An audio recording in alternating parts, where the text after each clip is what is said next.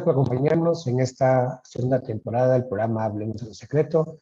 Hoy iniciamos con nuevas historias de vida durante los próximos domingos. Esperamos que nos acompañen en cada uno de los programas que tenemos preparados para todos ustedes. Y hoy iniciamos con el testimonio de Guillermo Tangarife. Guillermo yo lo conocí hace aproximadamente unos 16, 17 años, cuando estaba comenzando el servicio a Dios en un ministerio de hombres. Él llegó ahí en busca de consejería. Y después de esa consejería, Dios comenzó a hacer un trabajo increíble en Guillermo, un proceso que duró años, pero lo hizo. Así es que hoy lo tengo con nosotros, aquí en Hablemos con los Secretos. Le doy la bienvenida a Guillermo. ¿Cómo estás, Guillermo? Bendiciones. ¿Qué tal, Eric? Bendiciones. Es un gusto también, una bendición para mi vida poder estar aquí conversando contigo y con las personas que pueden estar viendo este video. También poder tener la oportunidad de contar o testificar de las grandes cosas que Dios puede hacer en la vida de cualquier persona, sea el lugar donde se encuentre. Gracias, Guillermo. Guillermo, comencemos. ¿Quién es Guillermo Tangarife? ¿De dónde es Guillermo Tangarife?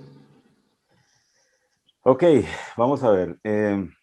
Aunque no se me sienta mucho el acento, yo nací en un pueblito cercano a Medellín, Colombia, por allá en el año 69. Soy el último de la camada, soy el último de 8 hermanos. Eh, pues nuestra infancia pues marcada por un padre ausente y una madre tratando de sacar adelante a sus 8 hijos, 5 hombres y 3 mujeres. Y bueno, allí transcurrimos parte de la infancia. Luego nos mudamos a la ciudad de Pereira, donde también transcurrieron algunos años, pero la mayoría de mi vida, tanto de infante como juvenil y adolescente, y aparte de adulto, se desarrolló en la ciudad de Medellín, Colombia. ¿Y a qué se dedicaba Guillermo Tangarife cuando ya fue un poco más adulto? Bueno, mira, esto fue algo bien interesante, porque yo nunca fui una joyita para los estudios. A la edad de 12 años prácticamente tiré la toalla en cuanto a los estudios, y pues allí empecé a ver cómo me ganaba la vida, y desafortunadamente pues a esa edad empecé a tener contacto con el bajo mundo, ¿verdad? Porque ya como para la edad de 13 años estaba trabajando ¿cómo podría decir? Salonero o encargado de lo que se llaman allá en Medellín, Colombia, las casas de citas, ¿verdad? Donde llegaba pues gente de todo tipo, y una persona con 13 años entrando a ese mundo, pues ya te imaginarás lo que se desencadena de ahí para adelante, ¿verdad? Normalmente nunca estuve como muy estable en lo que eran trabajos, porque desde esa edad, de los 13 años, empecé a ver pues cantidades de dinero que se movían en ese tipo de ambientes, ¿verdad? Y obviamente a un joven ambicioso le mueve el piso este tipo de situaciones. Entonces siempre me incliné, ya no como por un trabajo normal, sino como por un trabajo donde pudiera ganar bastante plata y fácil, ¿verdad? ¿Y a qué te refieres, Guillermo, con otro tipo de trabajos? Ok, yo trabajé en varias empresas. Sin embargo, yo no fui un buen empleado, porque desde los 12 años yo empecé a tomar licor. Por lo tanto, ya para cuando yo podía enrolarme en cualquier trabajo como mayor de edad, ya era una persona muy dada a lo que era el licor y pues el uso de algunas drogas. Entonces eso me hacía una persona altamente irresponsable como para mantener o conservar algún trabajo formal. Entonces, eh, trabajé de alguna manera en empresas normales, pero realmente me incliné desafortunadamente más por el mundo de la delincuencia y las pandillas en la ciudad de Medellín. Y podemos decir que en esa época era cuando estaba más fuerte todo el mundo de Pablo Escobar y todo eso, ¿no? Bueno, era una época donde realmente estaba en boga todo lo que eran pandillas juveniles, la violencia estaba creciendo a gran escala y obviamente para los jóvenes pues era un mundo muy seductor porque pues de alguna manera se hacía uno notar o se hacía uno respetar y esto pues obviamente eh, atrae a cualquier persona ignorante en el tema o ignorante de las consecuencias que esto puede traer a cualquier persona. Los que incursionaste en la parte, nos dijiste en la parte de, digamos, vamos a decir, como de seguridad, de matonismo, de ese tipo de cosas. Sí, desafortunadamente, bueno, desde muy pequeño, las armas empezaron a llamar mucho mi atención, empezaron a gustarme mucho, me gustaba el poder que estas, entre comillas, ¿verdad? Ofrecían, el respeto que, entre comillas, también podían brindarle a la persona que las portaba. Normalmente uno ingresa a esto o empieza a probar con este tipo de situaciones sin saber todo lo que se viene encima, ¿verdad? Porque el hecho de poder empuñar un arma, el hecho de poder atemorizar a alguien, pues eso es como una adrenalina que la persona experimenta y que desafortunadamente, pues bueno, vendrán también las consecuencias de esto mismo, ¿verdad? ¿Y cuánto tiempo estuviste metido en este negocio en Colombia? Bueno, mira, le doy gracias infinitas a Dios de que mi paso por esta etapa oscura, por así decirlo, y aquí yo quisiera hacer más bien un paréntesis, eh, porque realmente siempre he tratado, cada que hablamos o hablo con alguien sobre este tema, de darle el reconocimiento a Dios, que ha sido el artífice de todo esto, que fue el que metió su mano al fondo del estanque de la basura donde yo me encontraba, donde se encontraba mi vida debido a mis decisiones.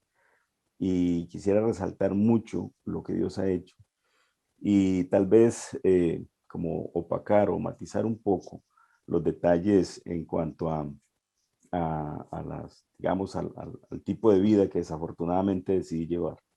Esto porque, no sé si estarás de acuerdo conmigo, desafortunadamente, hoy en día, cuando la persona logra salir de esto por la ayuda de Dios, normalmente se magnifica mucho el tema de lo que hice y cómo lo hice y muchos detalles. Sin embargo, a la final el mensaje realmente es pobre en cuanto a lo que Dios hizo. Entonces, yo le doy gracias infinitas a Dios de que puedo decir que desde los 12 años que yo empecé a caminar en esta área de alcohol, de drogas, de delincuencia, eh, por ahí hasta los 36 años que Dios me rescató aquí en la ciudad donde nos encontramos actualmente, pues fueron muchas muy malas decisiones las que se tomaron. Eh, Creo que fue mucho el daño que se hizo y también, valga la pena aclarar, fueron muchas consecuencias que tuve que pagar y consecuencias carísimas. Entre ellas, mi vida pendiendo de un hilo en un fin de año que estuve en un enfrentamiento armado y bueno, estuve entre la vida y la muerte allí. Definitivamente Dios tenía un propósito. Eh, Pagué por cada una de mis malas decisiones. Estuve bastante tiempo también entre rejas, en una cárcel allá en Medellín, Colombia. Y para la gloria de nuestro Señor, aquí estamos en Costa Rica. eh, pues también voy a hacer una conexión allí, porque cuando yo salí de Colombia en el año 96, mi idea era cambiar de ambiente, mi idea era cambiar completamente de, de, de la vida que llevaba, ¿verdad? Era una vida muy desordenada, muy irresponsable, muy dañina. Y yo dije, se me presentó la oportunidad de venirme a Costa Rica y yo dije, es un nuevo comienzo. Pero cuando tú llevas el daño por dentro, puedes irte a la Patagonia y allí seguirás siendo la misma persona. Hasta que Dios no intervenga en tu vida, desafortunadamente esto no va a llevar, o sea, no va a llevar a ningún cambio. Por voluntad propia, muchas veces estuve eh, en la buena intención de cambiar, pero lo que había dentro de mí era más fuerte y siempre me llevaba a terminar las mismas cosas, porque a pesar de que quise empezar una nueva vida aquí en Costa Rica, terminé enrolándome también con las personas que uno empatiza y bueno, terminé otra vez andando armado para arriba y para abajo. Me metí de guardaespaldas un buen tiempo y tomé una serie de malas decisiones también que realmente me llevaron a un punto de quiebra que tal vez más adelante vamos a conversar ahí sobre eso. Vos llegaste a Costa Rica soltero. Yo llegué a Costa Rica soltero, había dejado allí en Colombia la relación con mi novia, que hoy en día es mi actual esposa, pues precisamente por la vida que yo tenía. Yo la conocí a ella en una iglesia cristiana y bueno, no fui el mejor testimonio ni para ella ni para su familia. Entonces, pues tomamos la decisión de terminar y ahí fue donde yo dije, quiero cambiar de vida y pues, aproveché esa oportunidad que se me estaba presentando de venirme a Costa Rica y bueno, no fue muy diferente porque la maldad la traía yo, no estaba en Colombia ni estaba en ninguna otra parte, sino en mi corazón. Entonces yo llegué a Costa Rica estando soltero en 96. Y aquí comenzaste otra vez a trabajar, como dijiste, en centros de seguridad, guardaespaldas, en lugares nocturnos, y llevaste una vida igual a la que está llevas en Colombia. ¿En qué momento, Exactamente. en qué momento usted se reconcilia con su novia y se casan? Bien, mira, yo llegué acá a Costa Rica, empecé a trabajar también en una empresa normal. Me empezó a ir muy bien y bueno, eh, yo creo que la mujer que Dios ha puesto en mi vida o en mi camino como esposa, realmente ella se ganó mi corazón. Y a pesar de que habíamos terminado la relación y cada uno agarró por su lado, estando acá en Costa Rica, yo empecé a escribirle. Tenía un cuñado mío, viajaba cada 15 días porque él tenía un negocio que traía la mercadería de Colombia y vendía acá y sucesivamente. Y entonces aprovechaba para que llevara cartas y trajera cartas, porque en aquel entonces no estaba muy de boga el internet y el WhatsApp y todo esto, ¿verdad? Entonces, a través de cartas y de una que otra llamadita por ahí que nos salió también muy costoso, nos reconciliamos a través de una, podría decir, una grabación. Le propuse matrimonio y nos estábamos casando al año y medio de yo estar en Costa Rica. Viajé a Colombia eh, un 21 de diciembre, nos casamos un 27, un 29 de diciembre y regresamos para Costa Rica el 1 de enero del siguiente año, en este caso sería el 98. Y empezar supuestamente una nueva vida, ¿verdad? Sin saber todo lo que se venía, ¿verdad? Porque, como digo, yo decía ser cristiano. Yo creía que yo era cristiano, pero obviamente por mis acciones y por mis decisiones, pues daba un testimonio de que estaba muy lejos de la verdad. Y cuando ella se vino para acá, ella no sabía que estabas trabajando en asuntos de lo mismo que estabas en Colombia. Pues no, ella no, de hecho, ella realmente pensaba, yo estaba trabajando aquí como como salonero en una discoteca, que fue parte verdad, pero igual mis relaciones, la gente con la que me relacionaba y todo, pues distaba mucho de lo correcto, ¿verdad? Entonces, sí trabajaba prácticamente un turno como de 21 horas, prácticamente dormía 3 horas, porque trabajaba normalmente en empresas y en la noche también trabajaba en turnos como hasta las 3 de la mañana. Entonces prácticamente que fue, nos casamos y casi ni nos veíamos, porque yo permanecía prácticamente afuera. Y ahí, y ahí vos te involucraste en la parte de ser guardaespaldas, también te involucraste con eh, una mujer de las que trabajaba en esos lugares que vos trabajabas.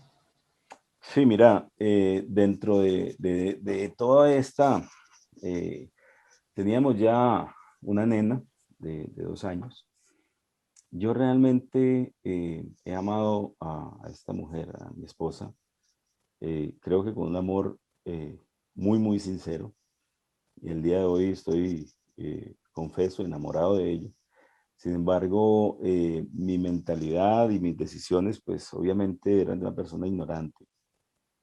Yo, con una hija ya de 2 años, tomé, bueno, la mala decisión de enredarme con otra persona que era, digamos, trabajaba en estos lugares. Yo era jefe de seguridad en uno de los nightclubs más reconocidos acá en Costa Rica para ese entonces. Y pues allí conocí a esta persona y me enrolé con ella. Pésima decisión, porque esto iba a traer mucho dolor, esto iba a traer un desenfreno total en cuanto a mi vida, al punto de tomar la pésima decisión de dejar abandonada a mi esposa y a mi hija. Eh, Era una persona muy, muy violenta y realmente creo que esta fue como la, el inicio del punto de quiebra, ¿verdad? Porque al yo tomar esta decisión, pues obviamente me fui a vivir con esta persona, me desentendí de que tenía una hija, que tenía una esposa, y empecé a vivir una vida completamente desordenada, llena de excesos, llena de situaciones conflictivas. Obviamente en Costa Rica, pues yo no me enrolé tanto a fondo con todo este tema. Siempre tenía como ese palpitar de manejar las cosas, no como las manejé en mi país. Pero sin embargo, pues la violencia, el carácter disparejo y todo ese temperamento asqueroso que tenía, pues siempre me acompañaba. Entonces, me enredé con esta persona, eh, abandoné a mi familia y bueno, esto fue, creo que, como te decía ahorita, el inicio de lo que fue el punto de quiebra para mi vida. Y Guillermo, y después de todo esto de cómo usted tocó fondo, ¿qué fue lo que pasó para que usted llegara un momento y se diera cuenta que su vida era desordenada, vacía y no iba a llegar a nada? Bueno, mira, eh, al yo irme a vivir con esta persona, pues prácticamente que como que perdí el control que tal vez podía haber guardado por estar cuidando una familia, una niña que estaba recién nacida. Eh, ya me sentí como una persona libre, prácticamente. Eh,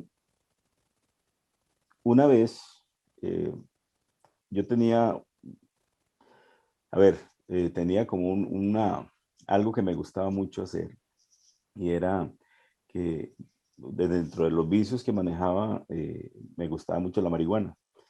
Entonces, disfrutaba impresionantemente cuando me fumaba un puro y después iba y compraba pollo o cualquier tipo de comida, después eso lo disfrutaba impresionante. Recuerdo que una vez en la mañana mi esposa me llamó, me dijo que la nena no tenía comida. Entonces yo le dije, bueno, yo paso ahora en la tarde y te dejo plata. Y como yo estaba en mi mundo, a mí se me olvidó completamente, brother. Y en la noche, yo recuerdo que yo estaba con esta persona, teníamos en la mesa un mega de unos restaurantes conocidos aquí en Costa Rica, y había mucha comida, pero estaba yo en un viaje de aquellos, ¿verdad? Habíamos consumido mucha marihuana y estábamos a punto de empezar a, a comer, y entonces recuerdo que recibí una llamada y era mi esposa. Y ella me dijo, mira, no subiste, no me trajiste el dinero y la niña no ha almorzado. Y eran las 8 de la noche, Eric. Y yo miré mi mesa y si algo, bueno, yo me cuidé mucho siempre de que mi hija nunca me viera ni drogado ni borracho.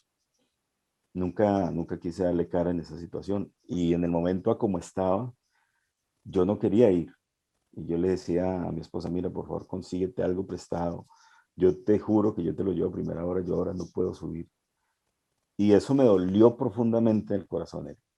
Creo que esa fue una estocada muy elegante, porque yo me quedé mirando esa noche en mi viaje, me agarraba la pensadera y era muy trascendental en mis pensamientos cuando estaba bajo los efectos de la marihuana.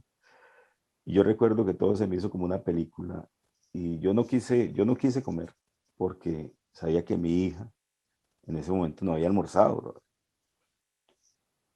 Y yo recuerdo que en ese momento yo me paré de la mesa, me fui al cuarto del apartamento donde vivía y yo simplemente dije, eh, Dios, yo no soy capaz de salir de esta situación, pero sé que estoy cometiendo error tras error. Por favor, ayúdame a salir de esto. Yo no soy capaz. Esa fue una conversación que tuve en medio de los efectos de la marihuana, supuestamente con él. Digo supuestamente en ese momento porque tal vez uno piensa allí que no lo escuchan, pero creo que esa oración fue escuchada, porque a partir de ahí se empezaron a dar cosas eh, eh, que me llevaron al final de las decisiones que ahorita vamos a tal vez ampliar un poquito más. Pero ese fue como el momento donde yo me di cuenta de lo que estaba haciendo, de que yo estaba viviendo una vida supuestamente de lujos, de excesos y de todo, y estaba siendo un padre tan irresponsable que me olvidé de mi hija. Mi esposa ha sido una mujer de hacha y machete, hermano. Ella es colombiana también, y en ningún momento ella me amenazó con ponerme una pensión ni nada de eso. Ella simplemente dijo, si usted quiere ver por su hija, pues la va a ver. Y si no, es problema suyo, conciencia suya. Pero ese fue el momento donde realmente yo me di cuenta de que la estaba embarrando y la estaba embarrando duro. Pero también estaba tan, como te digo, tan atado a ese estilo de vida que yo tuve que clamar en ese momento, decir, Señor, yo no puedo salir de esto. Ayúdame, porque yo no quiero seguir en esto. ¿Y llegaste a un punto de querer suicidarte? Bueno, después de ese corto diálogo que yo tuve, pues yo a, empezaron a darse situaciones. Y obviamente con la persona que yo me enredé fue con una bailarina de un nightclub. Y pues igualmente, como te digo, la maldad siempre se lleva. Y ella era colombiana también. eh, en un momento se fue y viajó a visitar a su familia a Colombia. Y allí yo me di cuenta que ya anduvo en malos pasos. Entonces, para mí eso fue, o sea, una impresión tremenda porque yo sabía que yo había apostado todo y lo estaba perdiendo, lo había perdido, mejor dicho. Cuando ella regresó de Colombia, pues ya la relación obviamente, ya yo no quería tener nada con ella. Y yo recuerdo que yo saqué la pistola y le saqué el cargador y yo saqué una bala y se la puse encima de un nochero y yo le dije, esta bala es para usted, si yo llego aquí en la tarde y usted está aquí en la casa, necesito que usted se largue de acá. Y bueno, cada rato teníamos problemas y decíamos separarnos, pero ella, o ella no se iba o yo tampoco accedía a que se fuera, en fin. El caso fue que esa tarde, cuando yo llegué, eh, realmente no, ya la mujer se había ido. Y ahí yo sentí que se me hundió el mundo, ¿verdad? Porque ahora ya estaba allí sin mi esposa, sin mi hija, sin la querida, como dicen acá, y sumido en una situación bastante acongojante, porque ¿para dónde agarro? Entonces, a partir de ese momento, yo empecé a consumir licor, al punto de que dejé a la persona a la que yo cuidaba, no fui a trabajar, lo dejé botado, y el hombre tenía reuniones importantes ese día, entonces ahí me despidieron, eh, hasta ahí fui guardaespaldas, por así decirlo. Me despidieron del trabajo y me dediqué a tomarme lo que me quedaba en plata. Recuerdo que pasaron como 15 días donde yo andaba de nightclub en nightclub porque tenía amigos en todos los nightclubes aquí en San José. Eh, Andaba de antro en antro.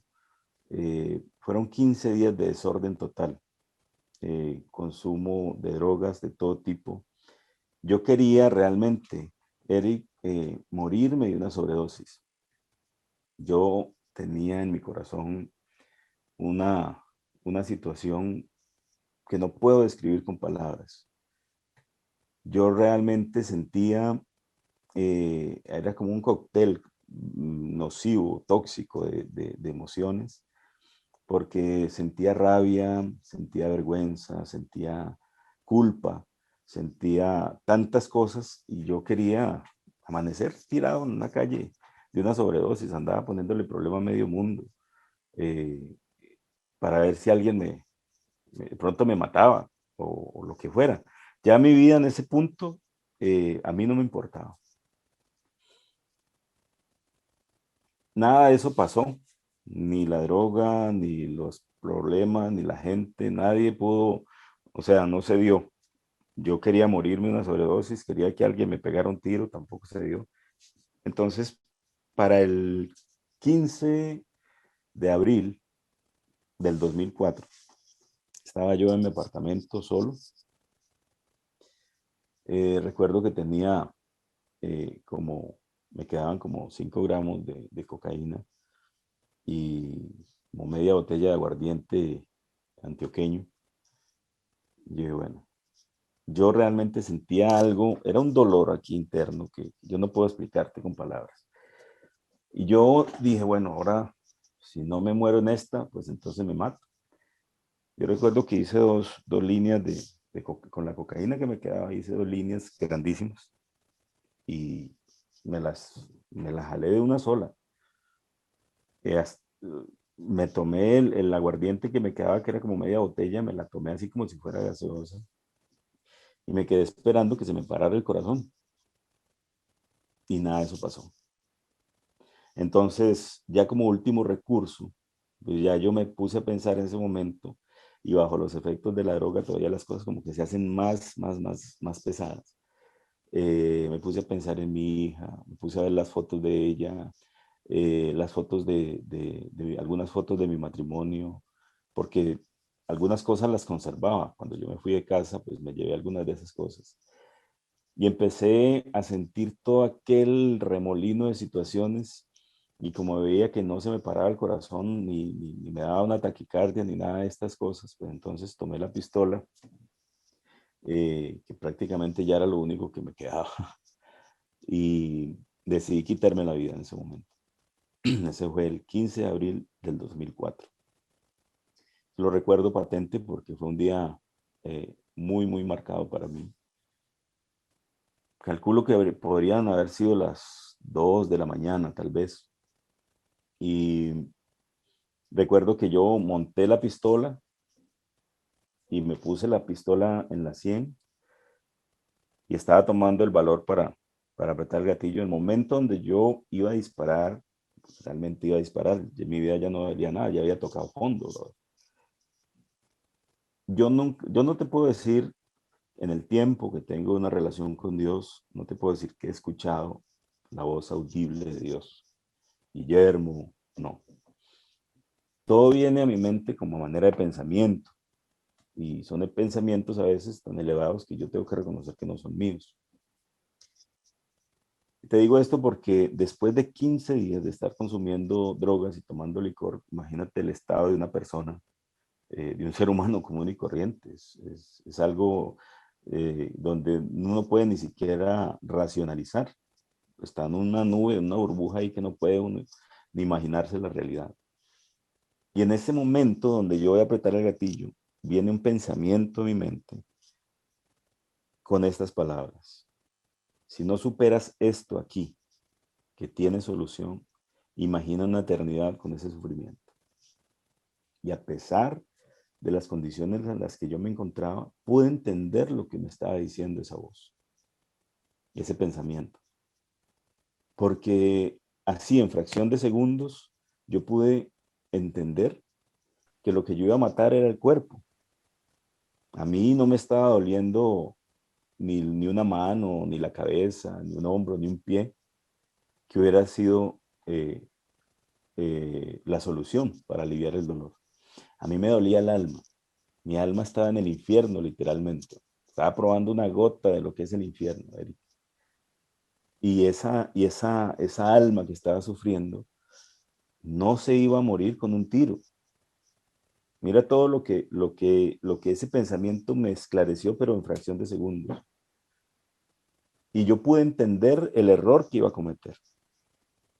Muchas veces, y esto quiero aprovechar aquí, tal vez para dar a entender que cuando alguien piensa en el suicidio, lo que va a matar es el cuerpo, pero el alma, que es donde están las emociones, que es donde se encuentran todos los sentimientos, las sensaciones, esa es el alma que está en juego en ese momento. Y recuerdo que analicé todo el panorama y pues yo no sé, yo creo que todos en la vida hemos pasado algún momento por momentos de depresión, de tristeza. Y el solo hecho de pensar que esa depresión, esa tristeza nunca se iba a quitar, a mí me dio terror apretar el gatillo.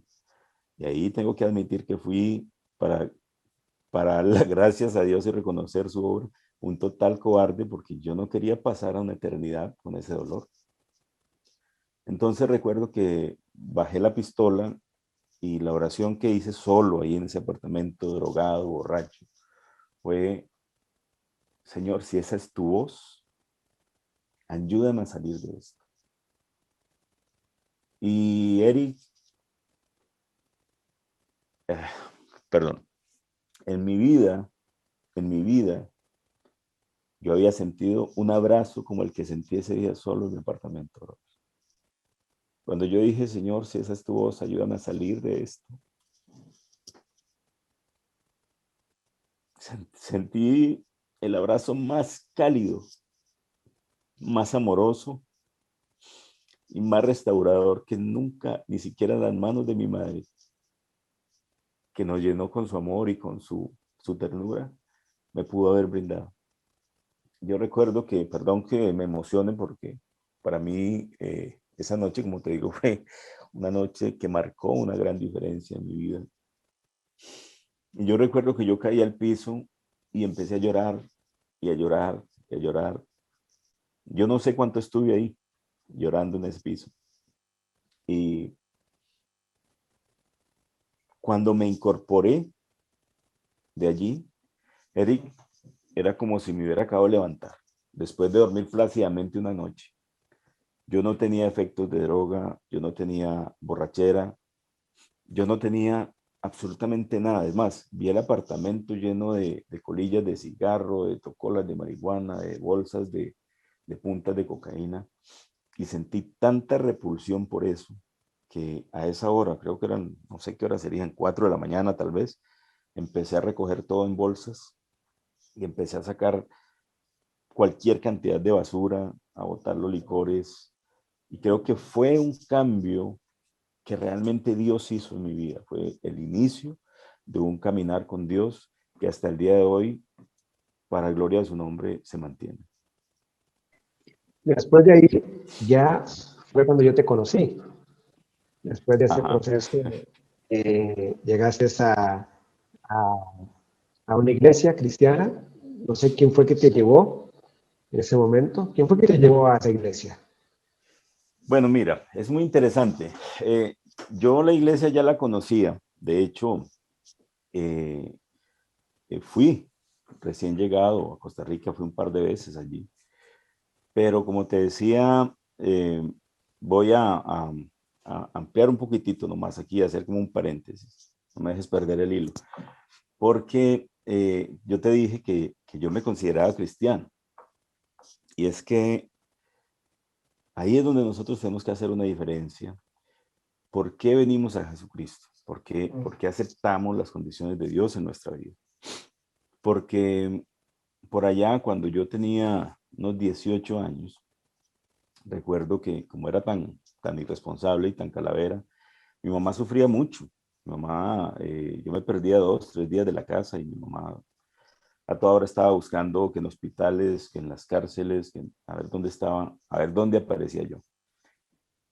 Entonces, un hermano que conoció primero que todos nosotros al Señor, pues lo agarró el primer amor, ¿verdad?